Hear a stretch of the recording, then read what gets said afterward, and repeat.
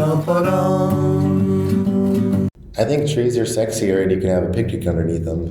Like vineyards are cool to look at and walk through, but then you got to protect yourself from the sun. But orchards is like a whole little world under the canopy of the trees. It's very neat. Hello, my name is Ria Wincaller, and I am the producer and cider MC of this weekly podcast, where we speak with makers, cider enthusiasts, and folks within the cider trade from around the world. Bringing us into episode 461 of Cider Chat was Levi Danielson of RAW Cider Company, which is based in Oregon, out in the Pacific Northwest of the U.S. of A. And I just love that quote. When he said it, I was like, yeah, man. Okay, good.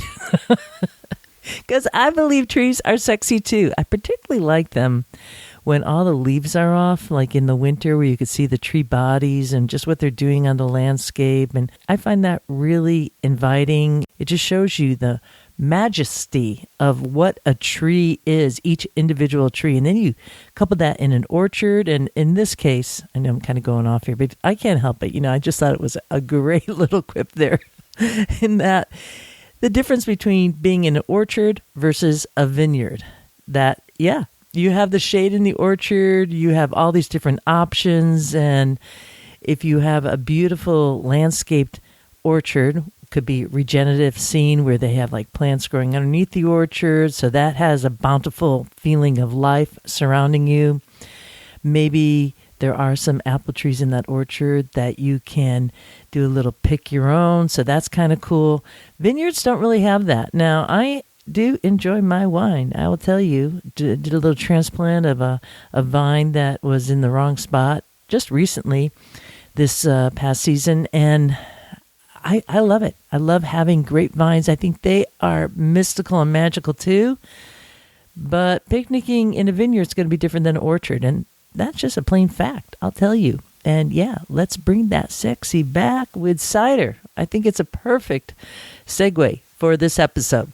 By the way, I want to make sure to welcome you. I often forget this, but I want to make sure that I welcome anyone out there who's listening right now for the first time to Cider Chat. I've just been having so much fun with this podcast that I kicked off in 2015. Each and every day I get notes from around the world. It's just an amazing, amazing community of people and has provided me with connection with folks who I otherwise wouldn't have gotten to ever meet. And not only that, you're all really cool people doing really outstanding stuff. I just keep on thinking about the recent tour I did up in the North Country of New England and then over into New York, and just was wowed by the folks that I met along the way. And so, yeah, you are in a good spot. Make sure you hit that little follow button. We're going to be going to that featured conversation shortly with Levi. But first, we're going to be going to a wee bit of news from out and about in Ciderville.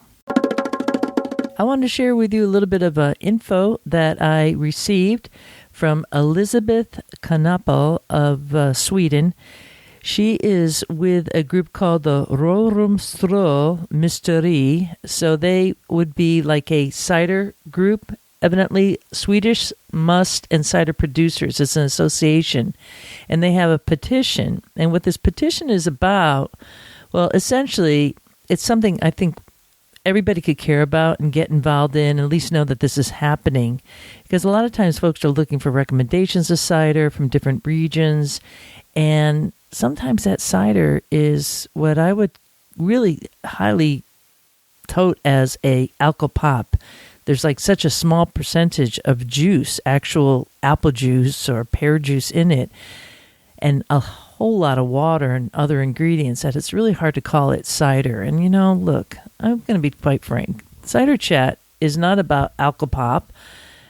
Not that I don't enjoy, a little bit of soda every once in a while. But hey, if we're going to be talking about cider, we want like the best quality, like that brand, that product that you could drink, having something that's authentic, really clean, well-made quality product. And everybody deserves to have consumable products that are of high quality.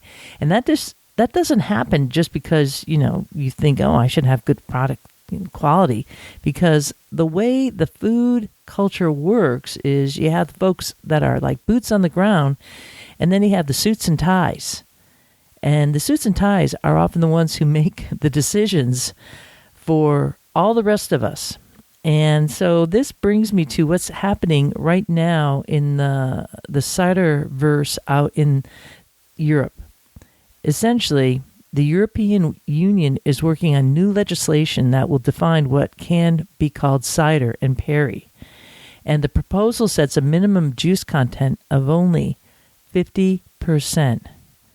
That's just half juice in a bottle, which doesn't seem like it would make a lot of sense, especially, when we see Europe as being this real hallmark of quality products, at least in my mind. When I go to France, the bread and everything, it's just really high quality. They don't allow GMOs in the same way that other countries do. So if you love cider, if you love real cider made with 100% juice, and this step feels like a foot in the wrong direction, well, many artisanal cider makers in Sweden and across the EU, they are pushing back, and they believe cider should be made from 100% juice, just like it has been made for generations. And they're really fighting to protect the authenticity, the flavor, and traditions of real cider making. Now, some folks might be wondering out there in Ciderville, does this mean that fruit ciders would be banned if this new law says 100% juice? I think not necessarily, because the focus is on making sure that the base cider is made from 100% apple and pear juice. So if you're adding berries or something like elderflower or even a little hop infusion later, that is still possible under what the push for 100% juice is allowing. Because if you keep the base juice authentic, right, that bottom line juice, and you don't dilute it, then it will allow for some creative flavors to be added on the top. The proposal is moving through the EU legislative process, and it's being reviewed by the European Parliament and the Council. So it could be 6 months, or it could take 2 years until the final decision is made, which means now is the time to act as it's being reviewed by the European Parliament and Council. If we don't speak up, this 50% juice standard could become law, which would really be hard. It would really essentially water down the ciders on the shelves and really hurt traditional cider makers and orchards everywhere. So what do? Well, here's your call to action. Sign a petition. You will see a link in the show notes for the petition, or you could search for petitions.net/protect European artisanal cider and perry. Sign it today and show your support for 100% juice in your cider. I have a little update from my friend Carl up at the inn at Lake Champlain. I just recently mentioned he and his family who run this B&B there about their future plans for a cidery. So it's a cidery in the making. He's been sourcing a lot of equipment, as people do. Might sound very familiar to you, whether you are a home cider maker like I am, you're getting equipment from everywhere, or you're going commercial. You start bringing in equipment. You got to think ahead. It's always about thinking ahead with any project, really, including cideries. So he wrote that his oldest son, had been getting after a pile of fallen barn bits for a couple hours each day. And I guess it was inspired by the little Instagram and synopsis that I did at last week's end of the podcast, all about Carl and his family. So he wrote, progress inspired by Rhea. And I say the talking palms too. Anyways, he wrote that I've had much better success this year than last year on grafting too. Perhaps a tale of perseverance and learning. In 2024, Carl attempted to graft 175 root stocks with less than a 15% success rate. After studying some more and looking at the failure causes, he doubled down on 400 rootstocks this year, and they are 98.8% successful, which is absolutely wonderful to hear, Carl. I saw a lot of your rootstocks there, right? Your grafting and things that you were doing, and obviously there's nowhere to go. Once you're down, then to go up. So good luck with that. And he also mentioned that he wished that we could have taken a bit more of a barn tour, given my notice of the jacking and structural repairs in progress on this giant friggin' barn that they have there. Well, Carl, I want to say, yes, of course I am very, very interested in that, because I lived in my own home for a month while it was jacked up, held with 3 steel I-beams. That was all on cribbing. So there was a set of 3 cribbings, 2 cribbings on each end of the steel I-beams on the home that I'm living in. I'll never forget, I was in my office, which is up on the top floor, and working away, and it was when they actually lowered the house onto the foundation, because the home was kind of like an aesthetically pleasing cabin. It was just really sitting on these piers, and it would kind of shake, and it just didn't feel like if I was going to live here long term, we had to change it from a cabin to an actual home, kind of put the belly underneath the beast, if you will. The day that they lowered the house, just that like a 1/4 inch onto the actual foundation, was amazing. And living in a house, like, we were disconnected from everything, except we did still have the water going. I don't even know how I did that. I mean, I think back to the things that we do 20, 30 years ago, and you're like, wow, how did I do that? But we did. We had to take down every single chime that was in the house because it was rattling so much. So I have a deep appreciation for jacks and cribbing and doing that type of work. A bit of a carpenter myself, I will say. I've done, built a couple things in my lifetime, and I got a couple more projects down the line. In fact, during COVID, I built a 30-foot retaining wall with, they're kind of semi-used at a demo, a little patio setup. So I got all these beautiful 55-pound blocks, and just kind of made my way like a little turtle. I called myself like a little Italian old man sitting there with my little wine, except it'd be cider in a glass. I would work a little bit and then sit down, have a little cider, take a rest, get up, do some more. People would come by visiting. We'd all be outside, which is such a nice way to hang out. But here's the end line. I grew up with a father who built our home. I really enjoyed that. I enjoyed the mechanicalness. So I cannot wait for that tour next time. And I'm going to hold you to. I want to learn about repairing slate roofs. I might not have a slate roof, but I want to know how to do that. I just find that so much fun. And it's kind of required when you live out in the country. I mean, it goes along with everybody out there in Ciderville listening. Like, if you are running a farm or you have equipment, you got to know how to fix it. You can't be calling people in. In fact, I will confess, sorry, got to talk about this, but the holiday just happened here in the U.S. It's called Memorial Day. It was a Monday. It was the day before. I'm just talking to you right now, getting this podcast out for tomorrow, which will be the 28th of May. And I came home the night before. We came home from being out, right? I looked down, and there was water in the bathroom floor, which means the wax ring underneath the throne, something was going on. So guess what I did for my holiday? Yeah, you can't get the plumber on a holiday, and you don't want to have that kind of just getting worse, because I knew today I was going to be rolling out this podcast to all of you out there in Ciderville. So yeah, I had to take the throne off its perch and figure things out and see how the past plumber I had kind of messed things up for me a little bit. But, you kind of hack it there and hack it, in other ways, and you get it made. I just love that. You got to be self-sufficient when you are in Ciderville one way or the other. And it feels good. It really feels good to have a job well done and have your fleshy working once and again. People are like, is this Cider Chat or is this something else? But, that's what it is. And I'm sorry to say, David out there, David Timmerman, I did not take a video of that, although I did take some photos. Maybe I'll send it to you. It's a good skill to know, because you never know where you might be. And when you can't get a plumber, you got to know how to fix these things yourself, because, water is life in so many other ways. I'm really digressing here.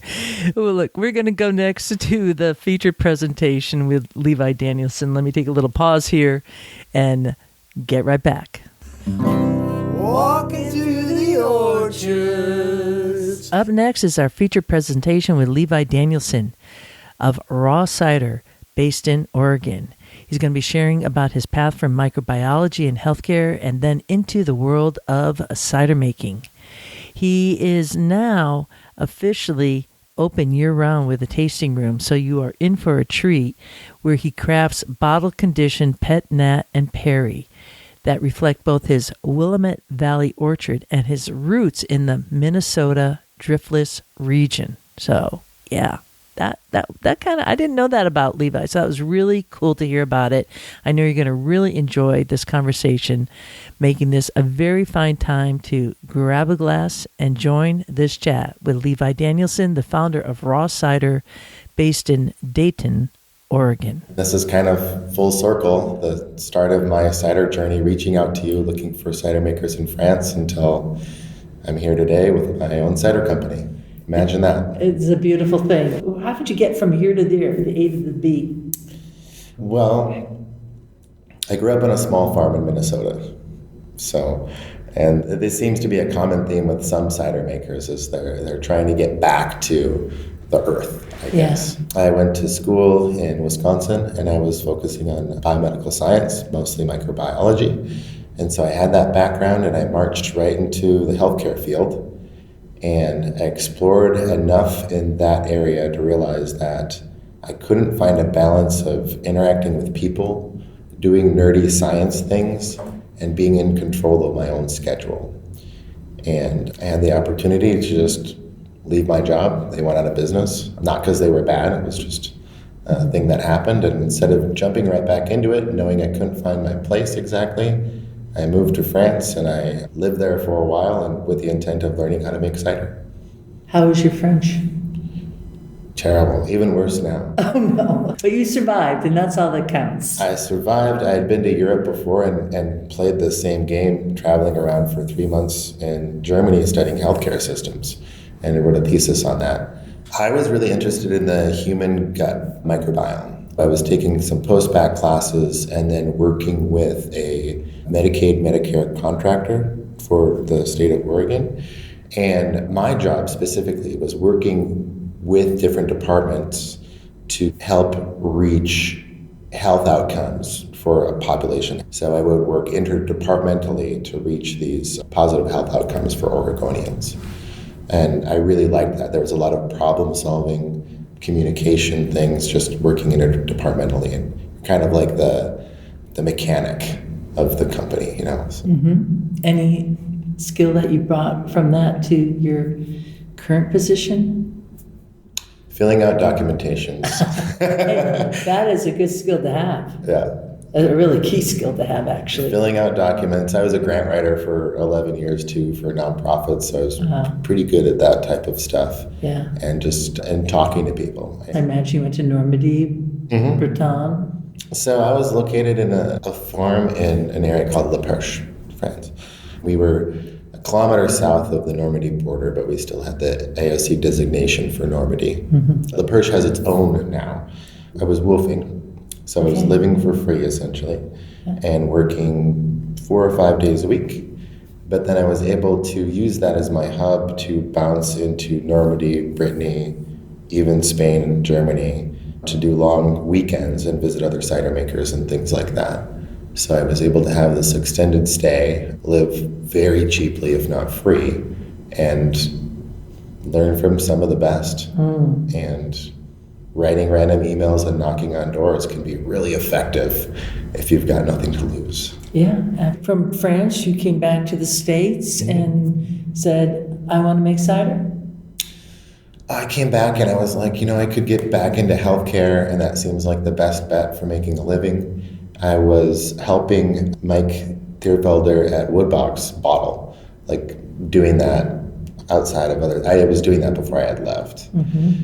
And, I was bottling with him like the week I got back, and I was like, Mike, I don't know what I'm going to do. And he's like, Dragon's Head is looking for an intern. You could probably learn a lot of things from them. Wes is pretty sharp. And I applied, and then I interviewed with Laura, and she was like, yeah, we want to bring you on as an intern. I immediately moved to Vashon. Which is in Washington State. Washington so folks State. Are familiar with that, Yeah, Puget Sound, Washington State, on an island. Yeah. And so I moved up to Vashon, and it was a 9-month internship. And at a certain point in that internship, they were like, current cider maker is talking about moving on. Do you want to be the cider maker? And I was like, well, I didn't plan on being here for an extended period, but sure, this sounds like a heck of an opportunity. Mm-hmm. So I took it, and that was right before COVID. So that was an experience. I just had a little chill through my body on that one. But I always wanted to go back to Oregon. Mm-hmm. And then I got the opportunity and a business plan written. And then I had the opportunity to start my own cider company. I was kind of talking to somebody about my plans and my ideas randomly in Austin, Texas. Mm-hmm. And then it was a year and a half later, and they're like, do you still want to do a cidery? And I was like, yeah, but, all these other things and considerations. And they're like, let's do it. And who was saying let's do it? This was my brother-in-law. Okay. Brian. Mm-hmm. So, yeah, randomly, he was just like, let's do it. I've got some capital that I can help you with this, and let's go. And I wasn't ready. It was the middle of COVID, and I was like, it was a terrible idea. I can't sample anybody out on new products or anything, but what I can do? I can do all the paperwork. I can set up the business. I can start making champagne method stuff. And the longer it ages, the better it's going to be. So I'll just put that in the bottle, and we'll see what happens and ride that out into the sunset until disgorging time, and when I can, hopefully this COVID thing is over. And that's exactly what happened. No kidding. Wow. Why not, right? Mm-hmm. We were all kind of like hanging in like a static place at the time anyway, so have some movement forward. What was your production facility set up like then, and where is it set up now? Well, I randomly was interacting with Carlton Cider Works, so Slake Cider, Keenan, and Mark Bailey. And I was talking to them and trying to get some advice about starting a cidery and things like that. And Keenan was like, we've got space, and we're kind of working our way out of that space, and we just kind of struck a deal where I would kind of co-house there and work under their license and everything like that, and before I got my own, and it just worked out. So for about a year, I'm kind of mixing up my timelines, but it was about a year where I would commute from Vashon Island, which is about 4 hours away from McMinnville, every weekend. I would come down, make cider, hang out with my friends, and then I would drive back up to Vashon and be the head cider maker at Dragon's Head during the week. My goodness. So you were going down to Oregon, sourcing the apples from Kevin Zielinski. Easy Orchard? Yep. Yeah. Yep, and he was great. This was like a real bootstrap operation then. Oh, yeah. At that early stage. Were you making carboys, or what were you doing there? I was fermenting in IBCs, pressed them with Northwest Mobile Juicing. Oh, Ryan? Yeah, RAW. Yeah, cool. Ryan, sorry, Ryan. Yeah. We've had a podcast, yeah. Yeah, borrowed a friend's trailer to transport it with a truck that was too small, and did some scary things, hauling heavy stuff. Things we do. That I know better now. I didn't know anything about hauling and, weights and exactly trailers and stuff like that. Especially a liquid. Yeah. That's sloshy. That's scary. I could imagine in my mind the things that could happen there. It wasn't scary then because of ignorance, but now it's terrifying. And I look at other people on the highway and I'm just like, oof. Yeah. I made 2 products the first year. I was going to make 1. And I couldn't decide how sweet I wanted it to be, because I wanted it just to be nice, balanced, traditional method, solid cider. And I went around sampling all my friends. I was like, and there's pretty good cider palates in the Portland area. And it was like, do you like the dry? Do you like these different levels of sweetness? And it was split 50-50. Half the people like the dry, and the other people have like the sweet. Well, 2 products. And so I was like, well, I can make both. So I had the same champagne base, and then the difference was I did a dosage with Early Red. So that was partially fermented Early Red juice. So why don't we explain what that is for folks who aren't really savvy to all our terminology here?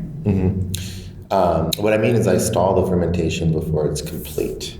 And so this is a method that I learned in France. So you're starving your fermentation of nitrogen so that the fermentation runs out of nitrogen before it eats all the sugar. And there's a number of ways you can accomplish that, most commonly known as keeving. But even when I was in France, people talk a lot about keeving, but even with a successful keeve, they'll still do rackings after that to control the fermentation. Or they'll use filters or centrifuges as a way to remove the vegetal yeast and that nitrogen component. Keep it bottle stable. Yeah. Yeah. And I've, over the years, I've kind of learned more about that just in my own trials and things like that, and got it down to a pretty precise method for me anyway, using some pretty simple equipment because I don't filter at all. I've never filtered cider, not even professionally at Dragon's Head. So, but yeah, it's a way to get to retain sweetness in your cider naturally. However, when I did add that into the blend, I pasteurized that because this wasn't a hobby anymore. I had to survive on this, and I couldn't take any chances. So I was going to pasteurize that. And I didn't want it to re-ferment or anything. And it worked out. Yeah, and it was great. I had the Brut Nature and the semi-dry. And then the Brut Nature I sent to the gala in Spain, and I got a silver medal there. And then the semi-dry I submitted to I think it was PICC at that time, and got a gold medal for that and new cidery of the year in 2022. So it was a good first year with my first two ciders. That's got to be feeling good, yeah. With everything kind of as it was. Yeah. So that was 2022. We're now in 2025. I know you have a tasting room, so let's talk about the stages of progression there. It doesn't make any sense. And here's the thing. Okay. So, wait, what doesn't make any sense? Well, the story, I could never have written a business plan to accomplish what I did. Okay. And part of it was luck, but most of it was I told people what I wanted to accomplish and what I was trying to do. And they responded to that really warm and welcoming with opportunities. And you make yourself really vulnerable, because I'm still learning. I don't know the next steps. And people would be like, like my sister has a pear orchard, and maybe you could use your pears. And I hear that a lot. The response is like, well, I need a lot of pears, not just a backyard tree. Yeah. And it turns out, for example, that this was 10 acres of dry farm 60-year-old pear trees in Washington. And they're like, let's do this. And so being able to control the fruit and how it's grown is such a key component in cider making. So I was fortunate to work with them in their orchard. And there's a whole segue story on that with pears and wild pears. But then another person that I was purchasing fruit from in the McMinnville area, I think he was a little bit, growing fruit is hard. Selling fruit is maybe even harder. And I was working out of a business park with Keenan Mark at the time, and I had to get out of there. And at an opportune time, the grower approached me and he's like, what do you think about setting up a cidery on my apple orchard? And I can just sell you the apples. And I was like, say no more. So again, it's like a mature orchard. I think it was 6 years old at that time. Which somebody like me, I didn't have the resources to buy an orchard, wait 5 or 7 years to get a harvest. Like that's a whole other proposition. Yeah. And I was kind of able to walk into this wonderful situation and again, be able to control the fruit. And I've got about 50 some varieties of English and French style cider apples, Perry pears. Really? Wow. Yeah, it was a really, like I said, it doesn't make sense, and I got super lucky. It was right place, right time, right people. But just being vulnerable and open and honest, and people responding to that is just worked out in a wonderful way. Yeah, well, it certainly has. My goodness. Tasting room. Let's talk about that, because that was a big leap that you took more recently. The tasting room. So that was always part of the plan, and then getting in there and getting production ready for the 2023 harvest was kind of the thing. So I had to license the whole the facility, because your license isn't attached to you, the company, as much as it's attached to the location of the business. So I had to get my licenses in on time so that I could get the harvest done. And so I had the general contractor kind of fast forward on the production space. And then over that winter, when I had my cider bubbling along, then we focused on building up the tasting room. And we opened May 11th, 2024. We opened the tasting room. Congratulations. Was there a lot of design work to make it a particular way, the tasting room? Oh, yeah. So the cool thing was, is I got to set up my power, I got my drains, I've got all of that sort of stuff. And I have like a very rough idea, but I also had to think about scaling too. So there's like the equipment that I need for the next year, 2 years, 3 years, but like the building has got to last way longer than that. So what do I need in 10 years? What do I need longer? Definitely. Wes and Laura were also great resources too. Yeah. And I'd hear Wes talk about what he would do different, and complain about certain things. And I'm like, noted. Electrical drop downs, just notes like that. Little pieces, yeah. So, and we're talking about Laura and Wes Cherry, Yeah, of Dragon Hill. Mm-hmm. Yeah, up in Washington. And the tasting room turned out beautiful. It's a little mighty tasting room, but I've got some garage doors that open up into the orchard. Nice. And a patio. And I really wanted it to be seamless, for me. When you walk in the door, you're kind of surrounded by the orchard and you don't really feel like you're inside. And then you open up the doors and it's just kind of like this seamless flow of being in the orchard and the cider. Beautiful. Is it open year-round? Yep, we're open year-round. So you're able to close the doors and have seating space inside. Mm-hmm. Okay. Yeah. I had a friend of mine who's a cabinet maker build the bar, and it's a curved bar, and it was kind of a wild idea, kind of silly actually. I wanted to have a round bar because it was a square room, and I was like, I'm dealing with a natural product. I need to curve some of these lines. Like an apple. Mm-hmm. Yeah. I bought some copper that I found off of Craigslist, and we polished it up, and I've got a copper bar. Oh, lovely. On the top, on the countertop. Yeah. And even the back splash for the taps or that. Beautiful. I love that. Let's talk about your cider.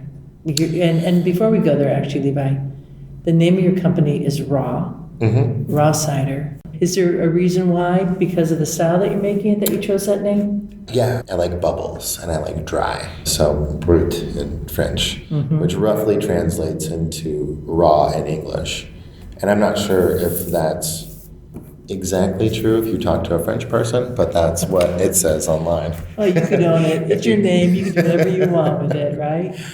Yeah, but it also kind of describes the fruit too, because I really emphasize just having really good fruit. Mm-hmm. And if you don't have good stuff coming in, you can be the best cider maker, but if you don't have reasonable quality fruit, it's only going to get so far. Yeah. And the same is true for the opposite. If you've got good incoming ingredients and you're a mediocre cider maker, you can still make some pretty darn good stuff. Mm-hmm. Is it also raw because you're not using any cultured yeast? That's part of it. We're talking about like a wild ferment, so he's not using a cultured yeast. And that plays into a lot of my production methods too. The other reason why it's raw too is because the domain was open. That's always helpful. You got to seize that. But I also wanted to call it runaway wine and cider, but not run away, like run a way, like run a direction. Nice. Yeah.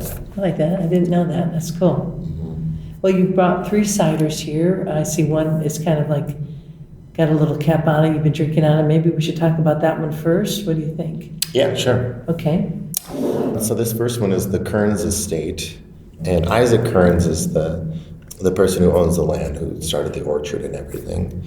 And so as a credit to him, I really like to give credit to the people that grow the fruit. So you'll see some of my labels have different names or seemingly random names, but they're the names of the orchards and the people that grow the fruit.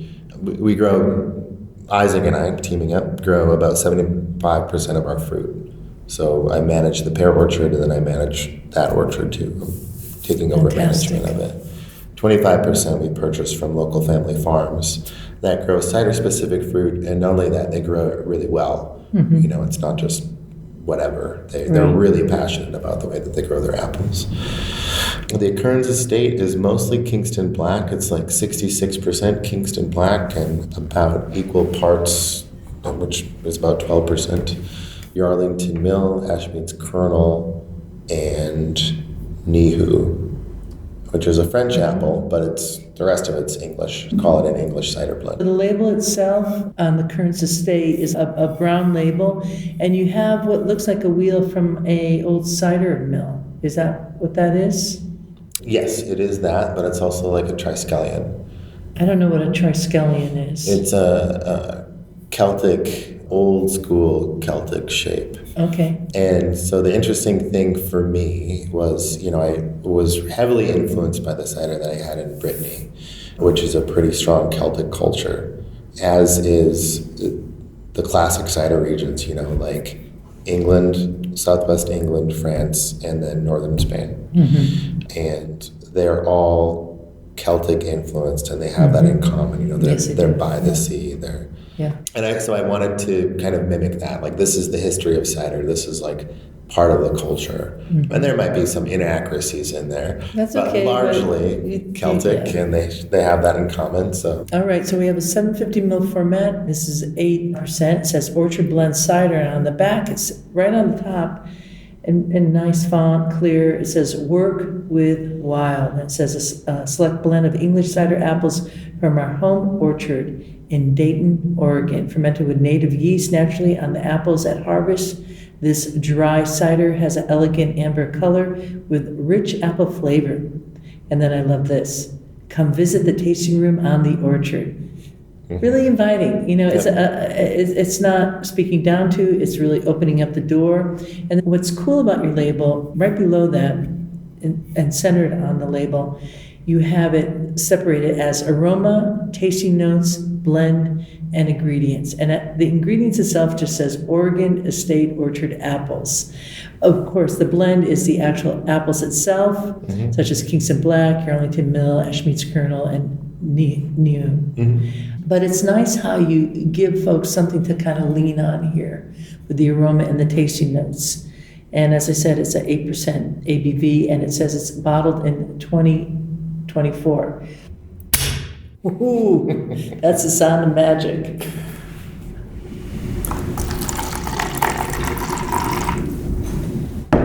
Cheers. Cheers.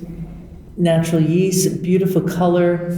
I always really luxuriate over the moment to be able to sit with a cider maker and drink your product. I live for this moment. Very complex cider. Mm-hmm. You get some caramely, butterscotch, baking spice, but then also some like tarragon fennel.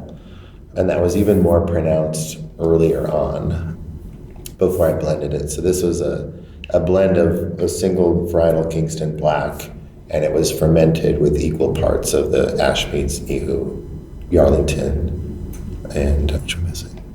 Another part Kingston. Right. So a quarter of that blend is Kingston. So it's tasting acid forward at first, and then out come the tannins a bit. So I was kind of like surprised by that. I didn't expect that. Mm-hmm. I expected a little bit more tannic structure, but no. And there's a secret to this bottle that's not in the label, and that secret is that it's not completely dry. It's back sweetened with crab apples.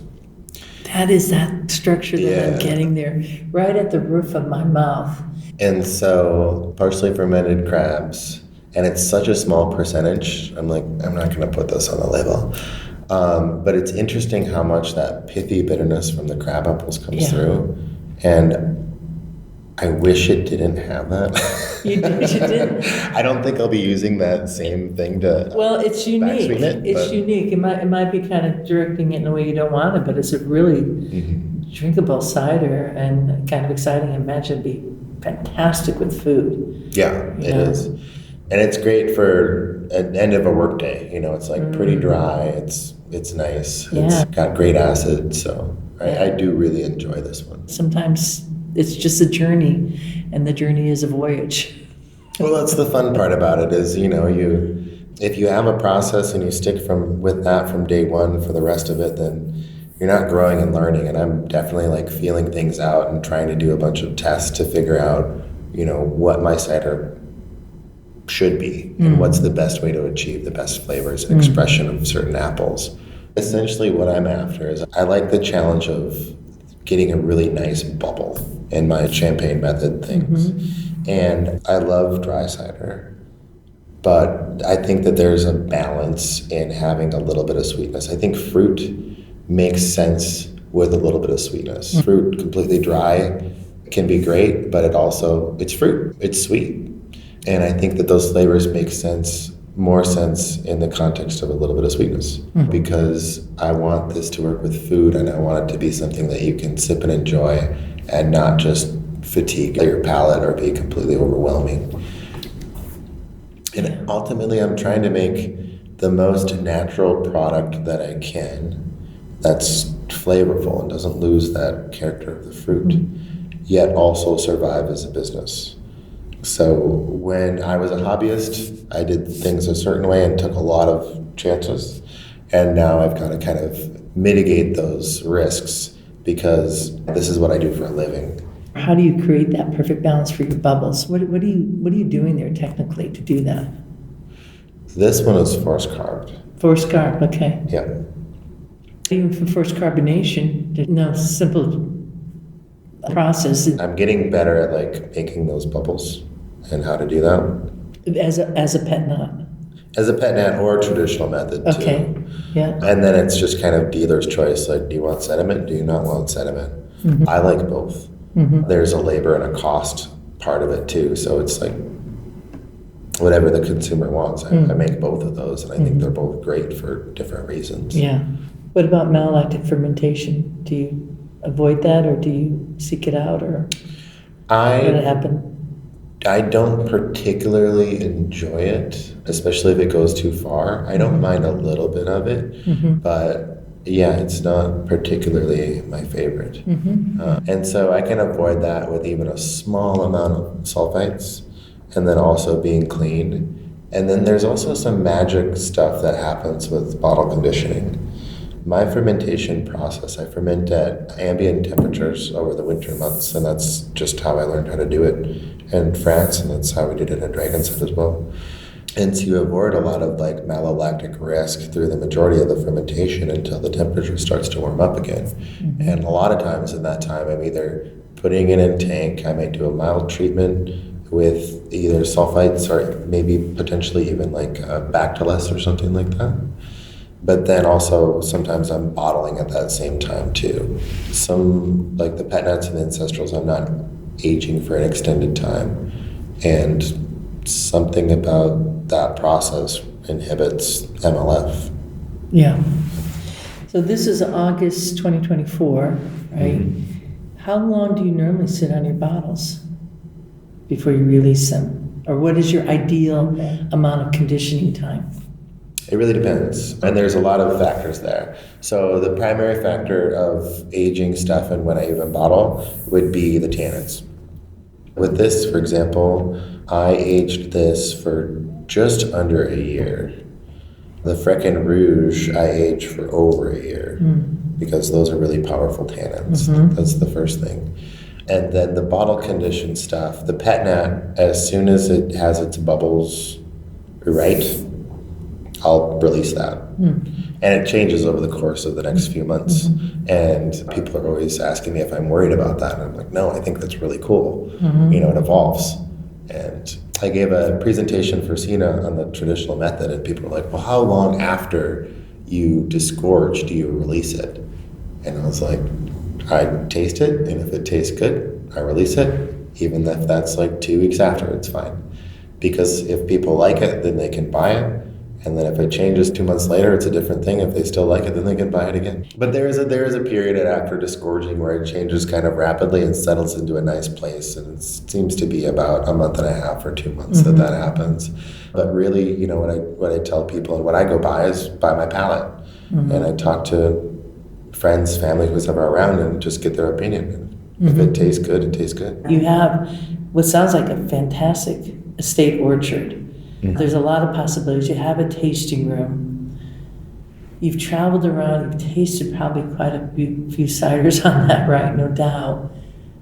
Where do you want to see yourself? Is there an end in the tunnel, or are you just kind of like seeing where the wind brings you. I'll just let the cat out of the bag. I think that Hood River, Oregon can be the Domfront of the United States. It's the largest pear production in the United States. It is a beautiful, captivating area. It has a pretty decent wine scene. It's got great tourism. It has all of the pieces of the puzzle. And I would like to, along with other makers in the area, because there are some great other perry makers in that area, and in the Pacific Northwest in general, and I want to put Perry on the map and work with those people to make the best pear champagne that we can make. Well, now the next piece will be to make it from orchard to glass and to prove that point. And it's not easy working with pears. What have you learned along the way there? They're awful. They're so awful. painful. They're the most persnickety things around. They're hard to grow. They're a pain to harvest. They can be a pain to ferment. I have a perry batch that goes weird places every single year, but it always comes back to this absolutely beautiful place, but it drives me crazy in the in-between. Yeah. Because I've done wild ferments, I've done pitch yeast, conventional ferments with it, just as a test. Yeah. It does the same thing. Damn it, those pears. Yeah. But I think the most interesting thing there is in the Hood River area, they have a lot of pear orchards, like we said. Yeah. And on the periphery of that, you've got seedling pears galore. And what I like to do is I like to go out and forage for pears, and I'll try them in the fall.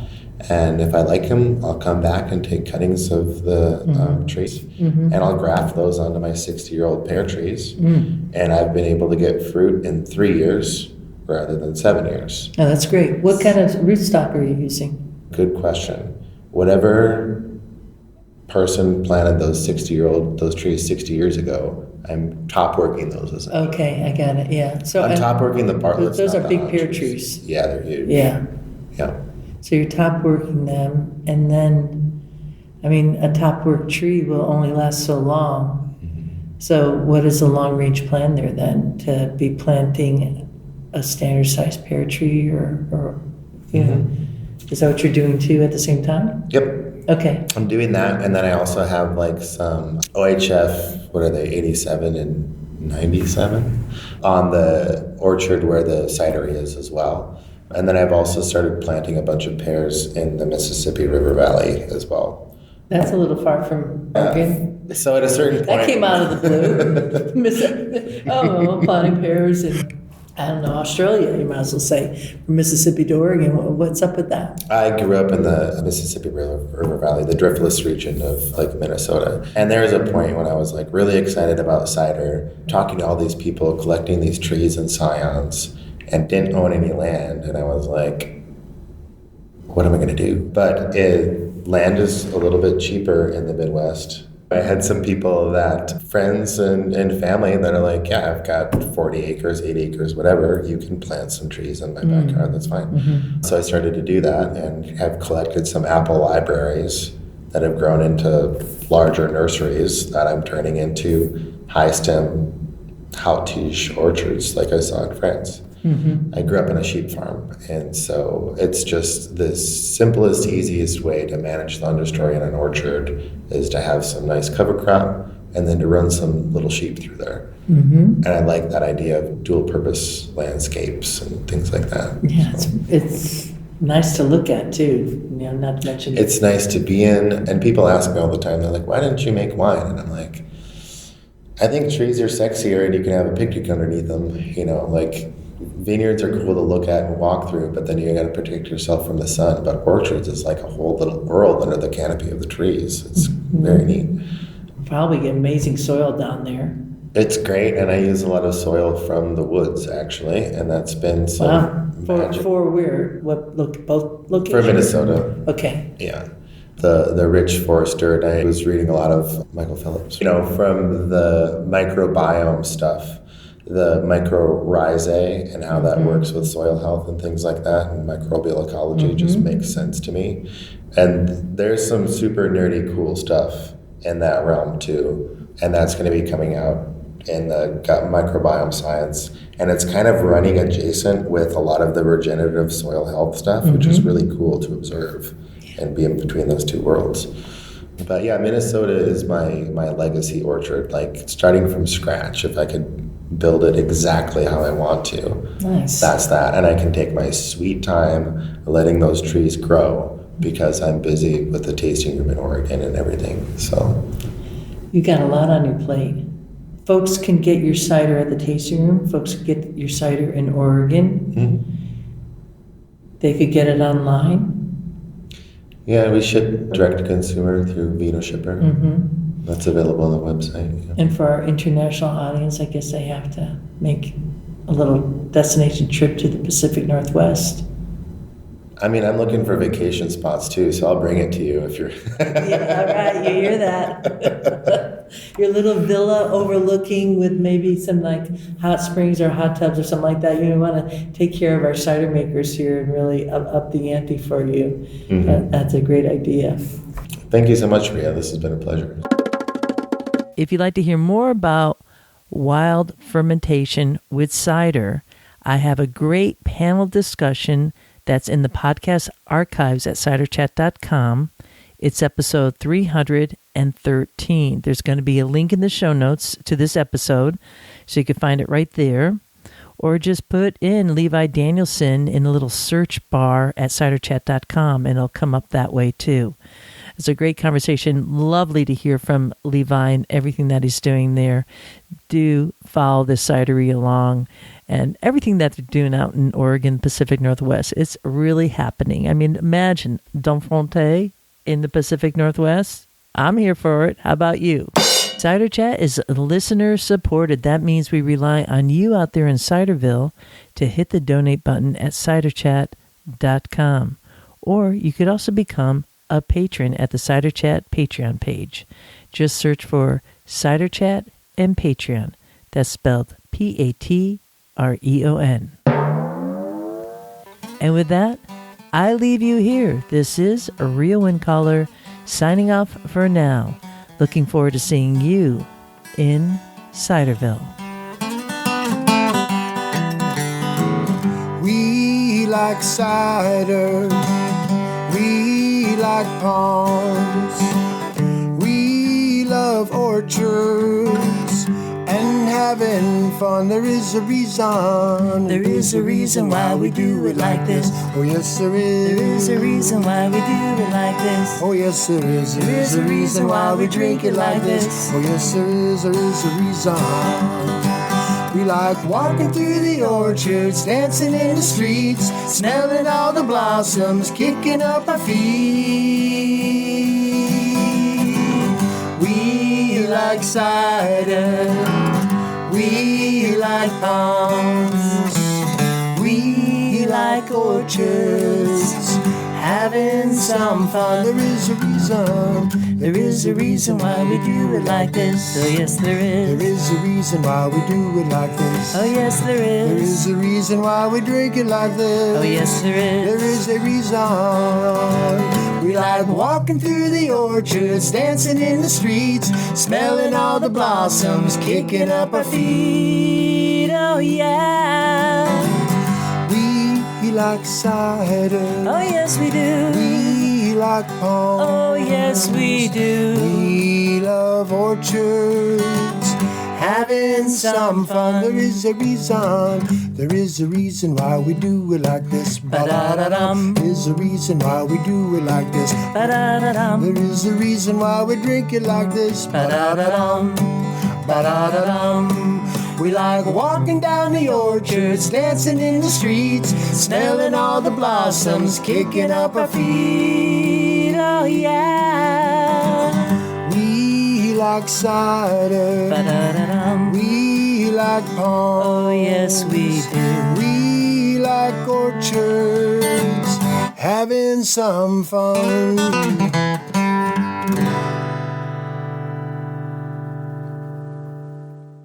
Yeehaw!